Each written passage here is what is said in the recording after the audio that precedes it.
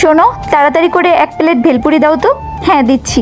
এই দেখো গাইস, আমরা এখানে ভেলপুরি খেতে এসেছি, আর এই যে আমার ফ্রেন্ড, অনেক টেস্টি ছিল। চলে যাই।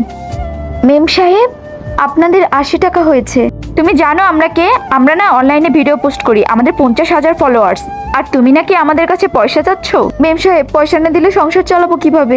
শোনো, আমরা যদি অডিয়েন্সকে বলি না তুমি ভালো খাবার বানাও, তাহলে অনেক কাস্টমার পাবে। আর যদি খারাপ রিভিউ দেয় না, তোমার দোকানটা উঠিয়ে দেবে। ঠিক আছে, টাকা নিব না, তাও আপনারা এমন করেন না।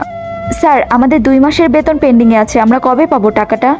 আপনারা বেতন পাবেন না, কিন্তু আপনাদেরকে একটা দিক থেকে আমি সাপোর্ট করতে পারি।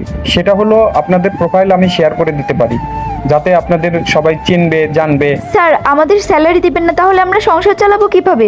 তাহলে এই সেম কাজটাই যখন আপনি ভেলপুরি দোকানদারের সাথে করেছেন, তখন তার কেমন লেগেছে? সরি স্যার, প্লিজ আমাদেরকে মাফ করে দিন। আন্টি, আমাদের বাকি টাকাগুলো। আন্টি প্লিজ আমাদেরকে মাফ করে দিবেন, আমরা ভুল বুঝতে পেরেছি। ভিডিওটি ভালো লাগলে অবশ্যই একটি লাইক আর চ্যানেলটি সাবস্ক্রাইব করে দিও।